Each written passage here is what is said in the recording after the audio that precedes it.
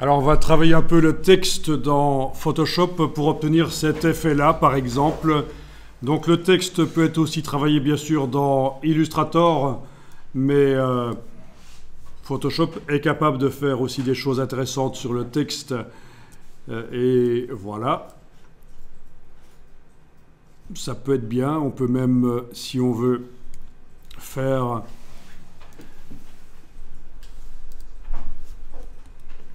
une déformation. On va faire ça. Voilà. On va faire ce genre de choses.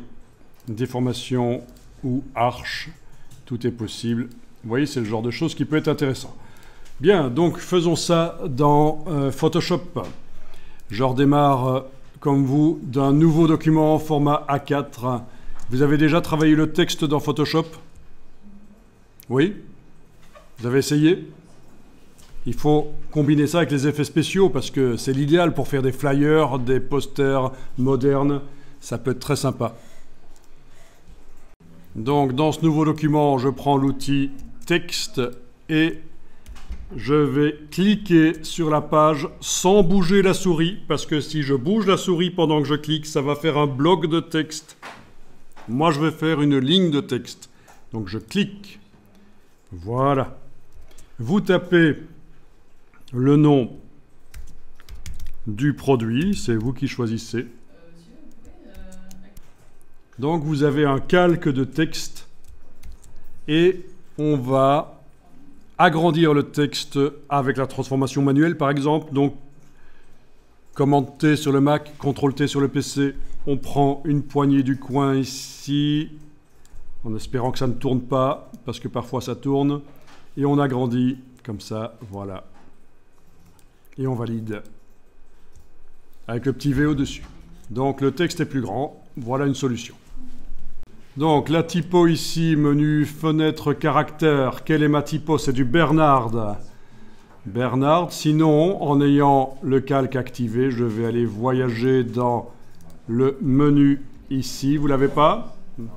Ok, mais sinon d'autres typos peuvent être très intéressantes. Celle-là fait assez ancien, je trouve, assez parfumerie. Pour de la bouffe pour Meerkat, sur i4, ça peut être bien.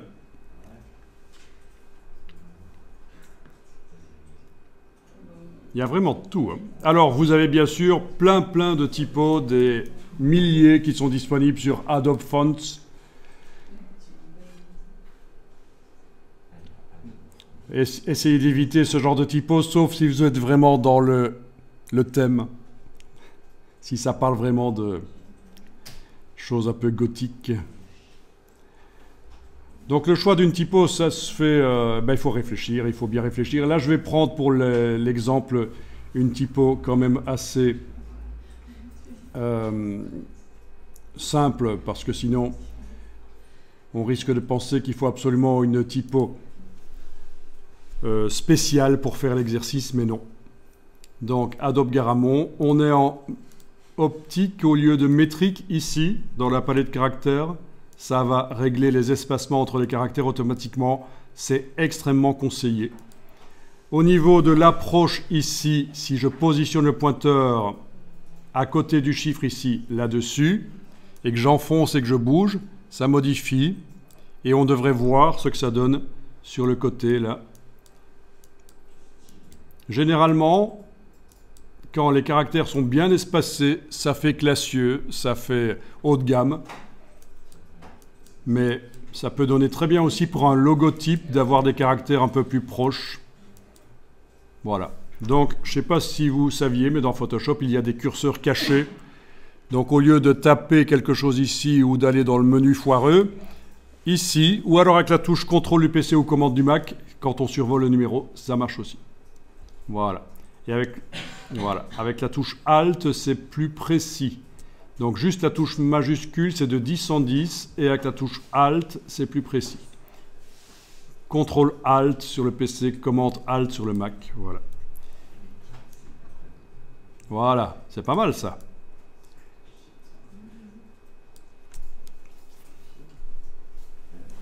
Enregistrer le fichier, on va l'enregistrer sous le nom marque. -01.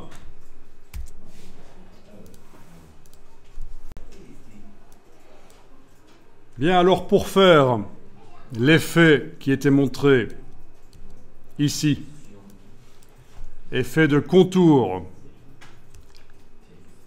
un contour noir éloigné qui laisse apparaître ce qu'il y a derrière. J'ai mis expressément ici un calque de motif pour que vous voyez derrière ce que ça donne. Voilà. Vous avez jamais touché à ça dans Photoshop? Si? Super.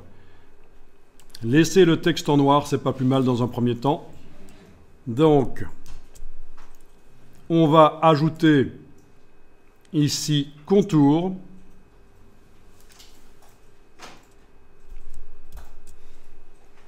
Et vous ajoutez un contour de couleur noire.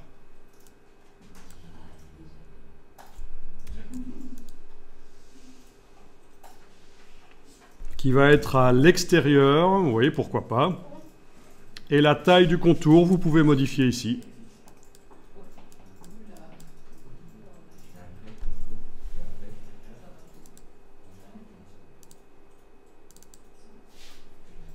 Ok, alors.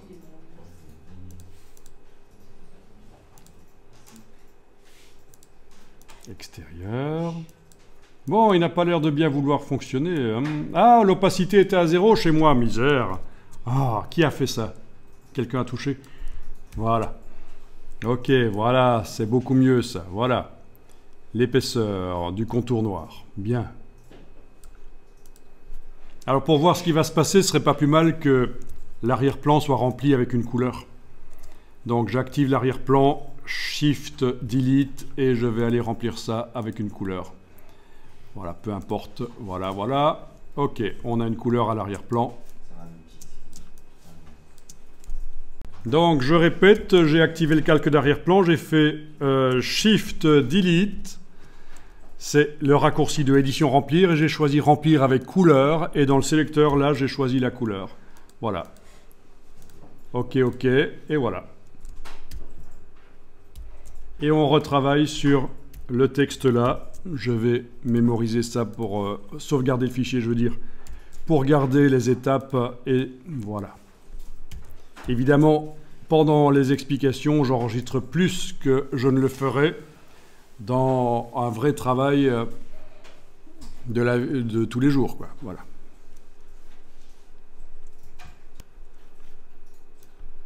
N'eussions-nous pas été pris par le temps, je vous aurais demandé de trouver la solution pour avoir l'effet qui est là. Mais on va le faire ensemble. Donc, vous allez dans les effets spéciaux du texte, vous pouvez double-cliquer sur le mot effet. Voilà, les styles de calque, ça s'appelle style de calque, historiquement les effets spéciaux dans Photoshop. Et nous allons ajouter un deuxième contour. Alors il se trouve que chez moi, il y en a déjà un deuxième qui est enclenché, mais pas chez vous. Sous le mot contour, qu'est-ce que vous avez? Ombre interne? Ok, ça, donc ce qu'il faut, c'est ajouter un deuxième contour. En cliquant sur le signe plus. Et voilà, un deuxième contour. Le deuxième contour devrait avoir les mêmes paramètres que le premier, on est d'accord? Quand on passe de l'un à l'autre, on a la même chose. L'épaisseur extérieure, la couleur. Bien, celui du dessus va être en blanc au lieu de noir. Voilà. Et nous allons le faire moins épais.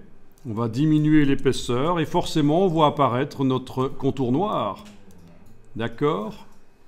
C'est pas génial ça? Donc, on a ajouté un deuxième contour, il est arrivé identique, et celui du dessus, on a changé sa couleur et son épaisseur. Voilà, voilà. Et il nous reste à modifier l'opacité de ce contour, qui est à 100%, je le mets à 0, et forcément il fait apparaître le fond derrière. Voilà. OK.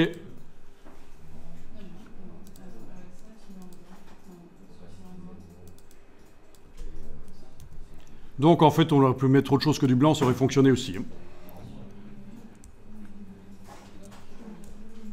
Voilà, on va dire que ça c'est bon au niveau du positionnement des caractères les uns par rapport aux autres. Ça n'a pas l'air trop mal. Je suis juste ennuyé, c'est que il y a certains caractères qui collent ensemble et d'autres pas. Ça pourrait être bien ici que je clique avec l'outil texte. Vous n'êtes pas obligé de le faire, je vous montre juste. Et là, je vais aller modifier quand même la couleur de fond derrière parce que ça me paraît quand même très foncé. On ne voit pas bien ce que je fais du coup. Voilà. Donc avec l'outil texte, si je clique entre deux caractères, on a le curseur qui clignote et par la palette menu fenêtre caractère, on peut aller modifier ici le réglage pour que les caractères collent ensemble éventuellement, voilà, pour que ça fasse plus marque. Je clique entre le A et le T, je règle aussi, voilà. Avec la touche Alt, c'est plus lent et précis. Voilà. Donc, vous voyez, c'est juste parce qu'il y en avait certains qui collaient ensemble et d'autres pas. Je me dis, tiens, je vais les faire tous coller ensemble. Comme ça, ça fait bien marque, ça fait bloc. Vous n'êtes pas obligé de faire ça, c'est juste pour vous montrer.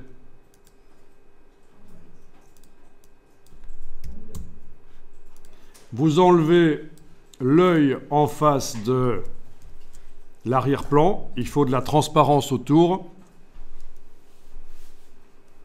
Vous pouvez ajouter de la couleur au texte et on va le faire de manière intelligente par les effets. C'est-à-dire, vous allez double-cliquer sur le mot « effet ». Pourquoi je dis que c'est de manière intelligente? Parce que ça va pouvoir être modifié très facilement. Et vous avez incrustation couleur ici. Pour voir la couleur, vous devez, pour voir les réglages couleur, vous devez ici mettre ceci en surbrillance et vous allez choisir la couleur là. Voilà.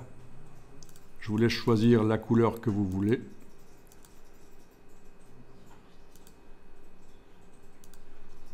Ok. Pour le contour noir, on aurait pu mettre aussi une couleur.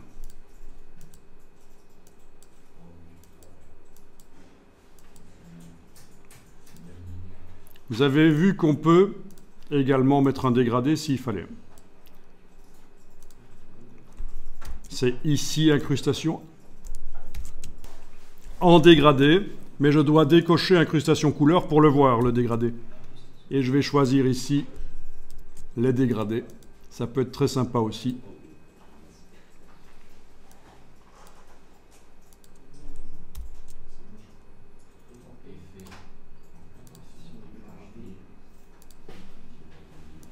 Voilà, avec l'angle du dégradé, le type de dégradé, l'échelle, etc. Tout ça pourrait prendre du temps.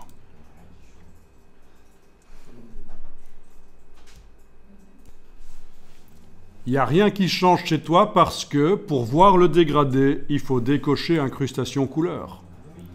Ou alors, l'incrustation couleur, il faut la mettre dans un mode de fusion qui permet de la mélanger avec le dégradé d'en dessous. Mais non, ici, voilà, je vous l'avais dit, hein, c'est le piège. Parce que ça s'empile un peu comme des calques. Ok, je vais enregistrer ça et... Ah, mais attendez, on va quand même resserrer le cadre autour de ce texte. Parce que là, il y a quand même beaucoup d'espace vide. Zoomez en arrière. Utilisez l'outil de recadrage avec aucun chiffre indiqué ici et là. Sinon, il faut faire effacer. Avec, dans le cas de Photoshop 2024, absolument fond transparent ici. Et on recadre autour sans essayer d'aller tip-top contre. C'est juste pour enlever de la zone. Et vous validez avec le petit V là au-dessus. Et voilà. Et on enregistre. Vous avez bien enlevé l'œil en face du calque d'en dessous. Parce que sinon, il va venir sur le paquet de bouffe pour Meerkat. Ok. Donc marque 0,5 chez moi, c'est ça que je vais amener sur le paquet.